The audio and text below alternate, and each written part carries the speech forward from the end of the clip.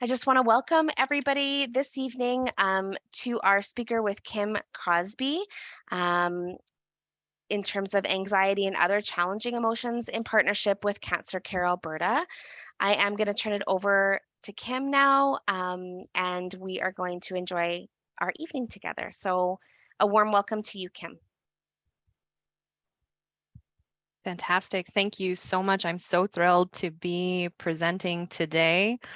Um, I will share my screen. I have some slides I love to show, and I'll give a brief talk about anxiety. And then I'm really excited and open to hearing discussion about it. I think it's an important topic, and one that is well worth sharing. So with that, I'm going to share my screen. So I'm presenting today living well with anxiety, parentheses, and other challenging emotions, but the focus is really on anxiety today. Um, Again, my name is Kim Crosby. I'm a registered psychologist and I work in the Department of Psychosocial and Spiritual Resources here at the Cross Cancer Institute in Edmonton. I provide individual and group counseling for patients and family members. I also consult with the symptom control and palliative care clinic here in Edmonton. I have experience working with patients across many stages of cancer, from the newly diagnosed to those who are living with advanced chronic and metastatic cancers. And I'm excited to share with you today some information about anxiety as well, to hear about, if you're open to sharing your lived experiences with anxiety. So to start, I just want to highlight some take-home messages today that I hope to impart with the things that I'm talking about today. So the first being that anxiety is a natural and typically helpful response in humans. It's a universal experience, almost entirely universal. Anxiety also serves a very important purpose in our lives, and there are good reasons why we experience anxiety. And I also hope to impart that managing anxiety can help improve quality of life, and that there are effective and helpful coping strategies and additional resources to access. So starting from the top, overview of emotions, not any in particular, but any. They are universal experiences with strong emotional, cognitive, physical, and behavioral components that are triggered in response to an event. Events can be something external to yourself, something that happens that you witness or see or expect. They can also be internal. They can be triggered in response to thoughts and other feelings or physical sensations that we experience. Emotions themselves are instinctual. They are hardwired into the human DNA and the human experience. They are often predictable. They often occur in response to pretty identifiable triggers, and they are usually reliable, occur pretty reliably. And I know we have a tendency to favor some emotions more than others, but what I want to impart more than ever is that emotions serve as sources of information for ourselves and for others. And so anxiety specifically, anxiety is a broad term that encompasses multiple different areas, and it can be considered to have, those four main components that I talked about. First and foremost, there's the emotional or affective component of anxiety. How do I feel? Typically described with one or two words. Usually we're pretty good at identifying when we feel anxious. We may also use words like nervous or scared or on edge, things like that. There are also cognitive components of anxiety. often taking the form of, of thoughts or images, may experience worry and rumination, uh, focusing on certain stimuli rather than others. There are physical components to anxiety that I'm going to detail quite clearly. There may be muscle tension, fatigue, uh, physical changes in the body that are observable, that we can see. So there's a physical component as well. And there's also behavioral components or consequences to anxiety. And I'll talk more about what exactly those look like. Overall, again, anxiety is a naturally occurring, generally helpful response to situations, and is one of the most common forms of psychological distress that patients experience throughout their cancer care trajectory. The challenge with anxiety in cancer, typically there is some level of anxiety that is to be expected. Anxiety in cancer is distinct from maybe other forms of anxiety in that cancer can be a very real and is a very real threat to well-being, quality of life, and life itself. So what does anxiety look like? Anxiety can look like many different things. Doesn't look the same in all people. And again, anxiety is a very broad term. We may experience feelings of panic, taking the form of a panic attack, which is a generally short-lived or intense sensation, very strong sensation of fear that is accompanied by predictable physical reactions as well. We may feel tense or on edge. May take the form of worrying and rumination, spending a lot of time thinking about the future, what it will be like, guessing what it will be like, or ruminating, thinking about the what ifs. It is also accompanied, as I mentioned, by physiological changes. There's also difficulties with fatigue, poor sleep, and things of that nature. May also experience muscle tension.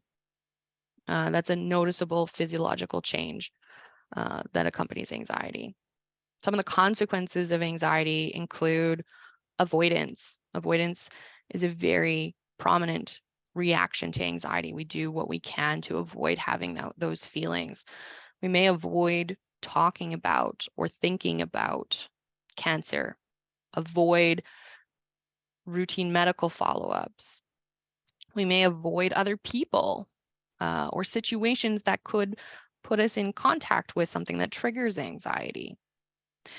Anxiety also sometimes looks like repetitive checking, whether that's checking the body or for new symptoms or new sensations, or repeatedly refreshing the online portal to get test results or scan results.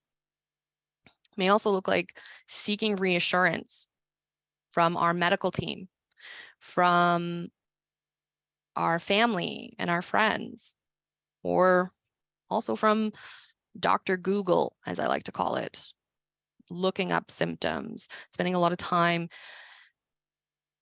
trying to find information about prognosis or about, is this normal? So those are some of the ways in which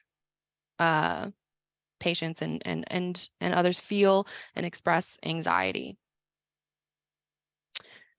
So I mentioned that these occur in response to events.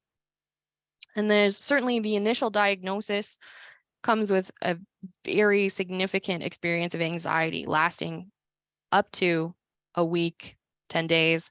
It's very normal and common to feel anxious after initial diagnosis. But it doesn't necessarily stop there. There are other triggers for anxiety. For example, medical appointments.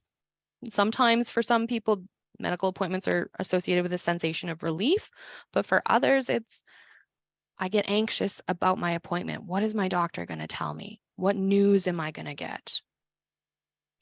I put in quotation marks scanxiety here. It's a term I use with a lot of patients. It is very typical to feel anxious leading up to a scan. It doesn't matter how many you've had. The anxiety is very real, very prominent.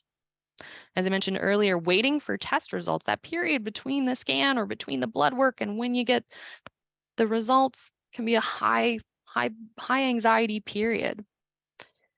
Other triggers for anxiety are new or changed physical symptoms, hypervigilance to physical symptoms. So is that a new pain or is that from something else? What does it mean? So those another trigger or situation in which we may feel a lot of anxiety is dealing with the uncertainty of the future, uncertainty of prognosis, uncertainty of what the future will look like. May experience anxiety when meeting new people, whether that's a new provider, a new medical team, a new consult, or even new friends, new support team, joining a new class, joining a new event can be associated with anxiety. Another common trigger is media portrayals of cancer. Just hearing or seeing mention of cancer on television, on the news, on a radio ad can really spark an intense sensation of anxiety. Sometimes hearing about another person's diagnosis can trigger anxiety, feelings of anxiety, whether that person's a stranger or a friend or a family member. Hearing about cancer happening to another person is a common trigger. Another one that is perhaps sometimes unexpected, but approaching important dates or anniversaries. So as we approach the 1-year mark since diagnosis, strong feelings of anxiety may arise. As we approach important dates like Christmas, strong feelings can arise. So this is just a small selection of, the number of triggers that can occur and lead to anxiety. For some people, even, going for just seeing or going in the doors of the cancer center triggers the anxiety response. So what is the anxiety response? What happens to the body when we are faced with something that is threatening? So this is called the fight, flight, or freeze system. And this is an automatic response that happens in your body, whether you want it to or not, and in response to an event that is perceived as threatening. So the brain receives information that something in front of me is threatening, and it activates what's called the sympathetic nervous system and triggers a response that prepares the body to fight, run away, hide, freeze. So the brain communicates with our hypothalamus, our pituitary gland, releasing hormones into the bloodstream, which trigger the release of stress hormones, adrenaline or epinephrine, and cortisol. These hormones travel through the bloodstream to different parts of the body and activate. So for example, increased heart rate, heart starts to beat rapidly, very quickly, to pump blood where it needs to go. Typically, that is the muscles in the arms, the legs, sends more blood to the brain to prepare ourselves to fight, to run away, to hide. We also have increased respiration, breathing more quickly to get as much oxygen as possible into the blood because those muscles are going to need it. There's decreased activity in the stomach and upper GI tract because that blood is being used by the muscles. It's being pulled away. So common responses are feeling nauseous or having stomach pain. Digestion really slows right down. There's also high blood pressure. Your body's working overtime to get the blood where it needs to go to move resources around quickly. So blood pressure goes up. Our liver converts glycogen into glucose or blood sugar. Blood sugar is the fuel for cells. the blood sugar increases and it moves to the parts of the body that need it most. You can also see fairly reliably our pupils dilate to allow more light in, but we somehow also experience tunnel vision to focus, highly focused on what's happening right now.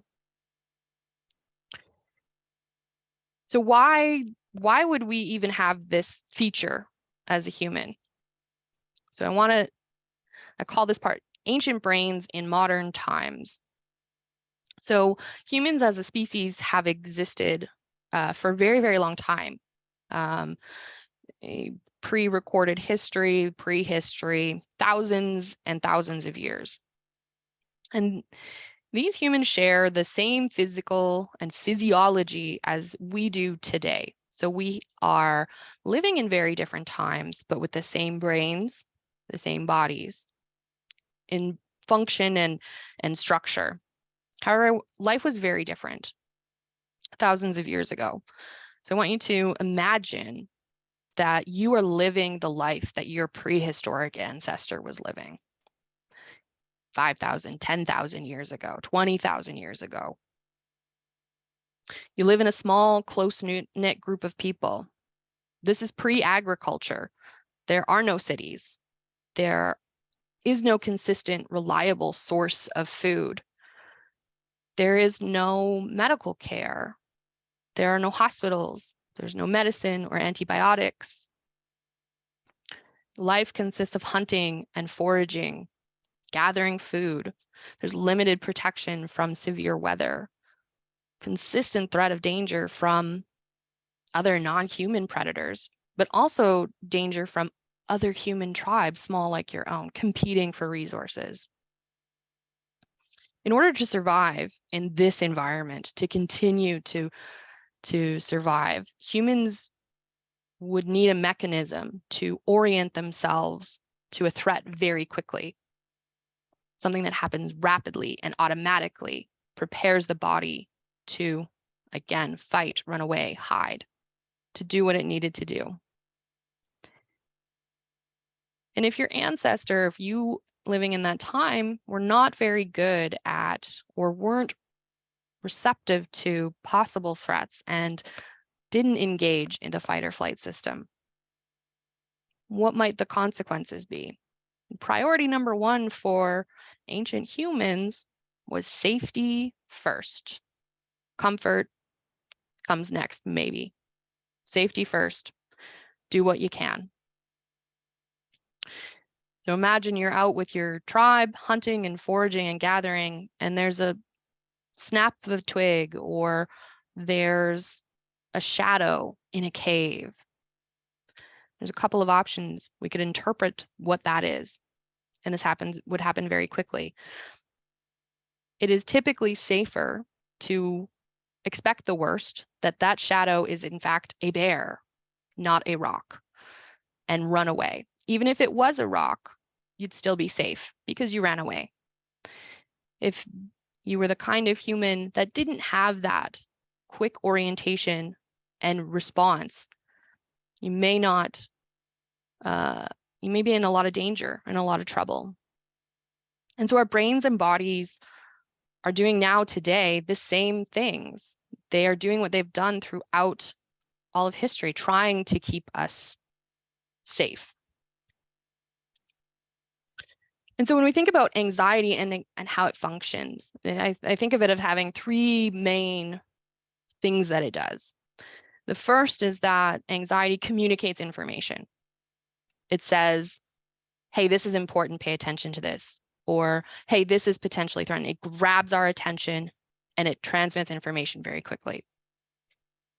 It also motivates behavior. We are motivated to change the situation because it feels so unpleasant. We want to do what we can to get away from it. It motivates us to do something, to fight, run away, and hide. In the context of cancer, many patients share with me that their anxiety about unexplained symptoms are actually what prompted them, or were part of what prompted them to go to the doctor in the first place, to seek treatment, to seek support. So ultimately, anxiety illuminates what we need. What do I need in this moment? I need safety. I need security. I need protection, or I need connection and support.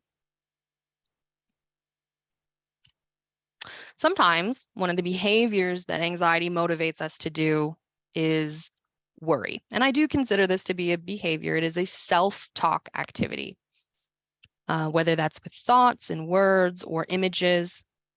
It typically is repetitive in nature, replaying over and over again. Patients often describe it as feeling uncontrollable, that I can't manage it, I can't stop it. And it is usually focused on future negative events that we are anticipating or are possible, but have not yet come to pass. Sometimes worry self-reinforces itself. There are some positive beliefs about worry that help reinforce it. So worrying prepares me for the worst case scenario. Worrying makes it feel like I'm doing something. Worrying helps me find a solution. There's also negative beliefs about worrying and concerns about worry and whether or not it's dangerous. Worrying is uncontrollable or will take over my life. I can't control my worrying. It will never stop. Or that it's dangerous, that it's harmful in some ways in the context of cancer, that worry and anxiety will make my cancer worse, that it will cause progression of disease. So worry plays an important role as well in the maintenance of anxiety. Sometimes we can find ourselves in a bit of a worry spiral. It's, again, very normal to have worries, whether it's cancer related or not. It is typical and normal. We have a thought, we pay attention to it, we may spend some time with it. When we worry about our health, this is sort of how the development of significant anxiety about our health can develop. So we start with a trigger, again, noticing a sensation or a symptom or waiting for test results causes us to worry about our health. Given what we've just talked about the activation, the physical changes that happen with anxiety, we start to notice the physical sensations, the rapid breathing, heart pounding, increased blood pressure. And now, what do I do with those sensations? I'm going to interpret them. More worry. What does this mean? Am I getting worse? Is there something wrong with me? And so we now have more worry on top of the original issue. This in turn promotes more anxiety. And so it's neck and neck between worry and anxiety, and this can spiral quite quickly for a lot of people.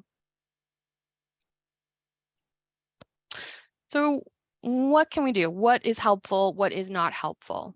So there's a lot of strategies that people try to manage anxiety and worry.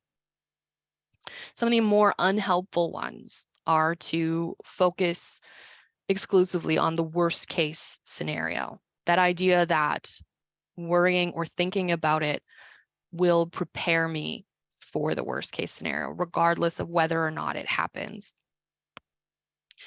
Another possibly unhelpful coping strategy is excessive Googling of symptoms or prognosis. I'm sure many here today have had that experience of, feeling uncertain and wanting to just know the answer. Even a prognosis for metastatic cancers is a difficult thing to get. It's difficult to make predictions about the future. Other unhelpful coping strategies are using substances or food to escape, to just escape temporarily the feelings that I'm feeling, the thoughts that I'm thinking. And those can often cause, and they can interfere with our health as it is. They can cause more unhelpful or cause more consequences for ourselves in the long run. We also have a tendency to withdraw and hide from others. to disengage from a lot of our life because of anxiety. I can't handle anymore. I'm overwhelmed already. I can't do that. And other unhelpful coping strategies include just trying to suppress your thoughts, to stuff them down, to just not think about it. What we know from psychological research is that actually tends to have the opposite effect, that the more we try not to think about something, paradoxically, the more we actually end up thinking about it. I want you to try right now as I'm talking. I want you to try really hard not to try not to think about ice cream. Try not to think about what your favorite flavor looks like or tastes like or how cool it would be on the tongue or how much you don't like ice cream. How did you do as I was talking about it and you were trying your hardest not to think about it? So suppressing thoughts doesn't always work either. What can I do? What is helpful? The first one that I always recommend is some form of physical relaxation or gentle exercise. Physical relaxation can take a number of forms. This is dedicated relaxation practice. It's not the same as distracting with a enjoyable activity or anything like that. It's calming the fight or flight system. So common strategies are mindfulness or meditation, guided imagery, imagining yourself to be in a pleasant place. What about that vacation I took on that beach or that camping trip up to the mountains? Where was my happy place? And really imagining it. Deep breathing is also an effective form of physical relaxation because, again, we're working against the sympathetic nervous system, against the fight or flight to calm it. We do the opposite of how we're feeling physically. So deep, slow breaths, allowing yourself to focus on the breathing. Another common one is progressive muscle relaxation or tensing and releasing your muscles. So again, to relieve muscle tension, to let go of some of that. Gentle exercise, yoga, or gentle walking also can be incredibly effective for managing with anxiety. Also want to be careful to set limits for worry. Granted, given that worry is initial worry is a very normal experience. Sometimes it can start to take up too much time. We could be using that time for other important and meaningful activities. So setting limits for worrying. I often talk with patients about setting a designated time just to worry, to give yourself, if you feel that you need to, 20 minutes in a day to think about your thoughts or to allow yourself that time. You set a timer. You go to a specific spot in your home that's one you don't use very often, and certainly not before bedtime. And you can give yourself that time. When the timer is up, though, you move on and do whatever was next on the list. It's also important to seek out positive emotional experiences. I had a patient tell me about one of her strategies was to keep a delight journal. And every day she would write down 3 things that were delightful. And they don't have to be big things, they can be small. Um, I've the feeling warm sun on my skin felt really nice, or that was a really cute puppy. Anything that delights you. It's also important to seek positive experiences through your own hobbies or interests to continue doing those things, finding things that are rewarding and meaningful, uh, give you a sense of pleasure and enjoyment. It can also be helpful to create some distance with our thoughts and feelings. Be curious, like a scientist, about anxiety. What does it feel like? What does it look like? If anxiety and my thoughts and worries had a color, what color would it be? What are they trying to tell me? If they could talk, what would they tell me? It's also important to seek support, support from your medical team, but also social support. Again, very important. When you do have questions or you're unsure about something, problem solve, seek answers, ask your team. And I think number one, most importantly of all, is to really be kind to yourself. Be patient with yourself. Speak to yourself the way you would a loved one or a friend. Show yourself the same compassion that you would show someone else.